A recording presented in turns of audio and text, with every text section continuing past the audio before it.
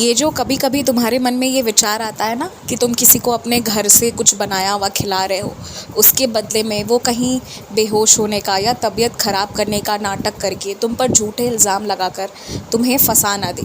इन सारी बातों का जो तुम्हारे मन में डर आता है ना, ये डर वास्तविकता में घटित नहीं होगी, लेकिन ये मेरे तरफ से डाला हुआ डर है तुम्हारे मन में, ताकि तुम सावधान रहो। याद रखो कि सभी व्यक्ति को तुम इस तरीके से खाना नहीं परोस सकते हो। कुछ लोगों को तुम्हें ना उन्हें बाहर से ख़रीद कर, उनके सामने ख़रीद कर उन्हें खिलाना पड़ेगा। तो इसलिए मैंने ये डर बना कर रखा है, ताकि तुम कभी भी ना अपने घर से बनाकर मत ले जाओ। क्योंकि विशेषकर जो मंदिर के किनारे या फिर सड़क किनारे कुछ लोग हैं ना, उनमें इस तरह की प्रवृत्ति है, और मैं नहीं चाहता कि कभी भी तुम्हारे दिमाग में ये बात आए कि उनको तुम घर से बनाकर खिलाओगे। मैं चाहता हूँ कि उन्हें तुम आसपास कोई ढाबा, कोई होटल, वहीं पर खिला दो। बस इसलिए ये डर मेरी तरफ से तुम्हारे मन में डाला है, और ये डर है, ये डर रहेगा। ये तब तक रहेगा जब तक तुम मेरी बात पर पूरी तरह से अमल ना कर लो। बाकी घबराने वाली कोई बात नहीं है, क्योंकि ये वास्तविकता में घटित नहीं होने वाला है। एकदम निश्चिंत रहो। अपने रिश्ते को कभी भी इस मुकाम पर मत ले जाना कि तुम्हें घरेलू हिंसा या फिर मानसिक प्रताड़ना को झेलना पड़े। जहाँ लगे कि आवाज़ तेज़ हो रही है और बात आगे बढ़ रही है, चुप हो जाना, हट जाना और शांति से बात करना। और अगर वो व्यक्ति सामने वाला शांति से बात करने को बिल्कुल तैयार नहीं है ना, तो फिर तुम्हें किसी और के माध्यम से, परिवार वालों में से किसी का साथ लेना होगा, वैसे व्यक्ति का साथ लेना होगा जो आंख बंद करके तुम पर विश्वास रखता है, और फिर तुम्हें उस माध्यम से बातचीत को करना होगा, ताकि उस सारी समस्या से तुम निकल जाओ। क्योंकि अगर तुम बात और ज़्यादा बढ़ने दोगे, बहस और ज़्यादा होगी ना, तो फिर वो हिंसा में परिवर्तित होने लगेगा, रिश्ता ख़राब हो जाएगा। और मेरी नीयत रिश्ते को ख़राब करना नहीं है, रिश्ते को सुधारना है। और इसी में तुम्हें भी यही नीयत रखते हुए आगे कोई भी काम करना है, क्योंकि जो रिश्ता बन गया है अब वही रिश्ता बरकरार रहेगा। अब हटने का, तोड़ने का मत सोचना। अब जो मेरी तस्वीर लग गई है और मैं आकर बैठ गया हूँ, तो अगर ऊदी नहीं भी है ना, तो भी फ़िक्र करने की बात नहीं है, क्योंकि अब मैं बैठ गया हूँ तो आगे सब संभाल लूँगा।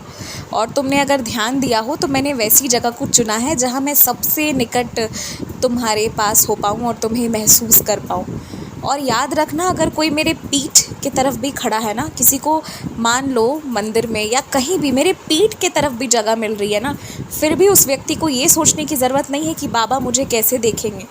ऐसी कोई बात नहीं है। तुम्हारे साईं के हज़ारों हाथ है ना, वो आशीर्वाद के हाथ हज़ारों दिशाओं में है, इसलिए परवाह करने वाली, चिंता करने वाली कोई बात नहीं है।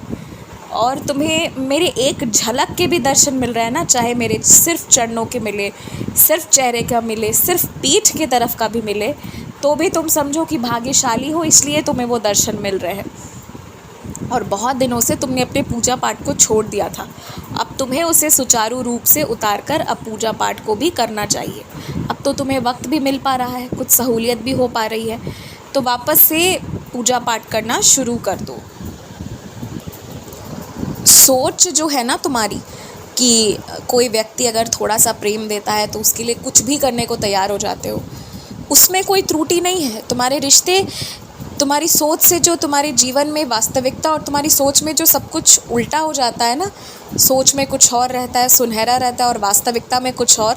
दरअसल बात यह है ना कि तुम्हारे हर सोच के पीछे ना एक डर है जो तुम पर बहुत ज़्यादा हावी करता है।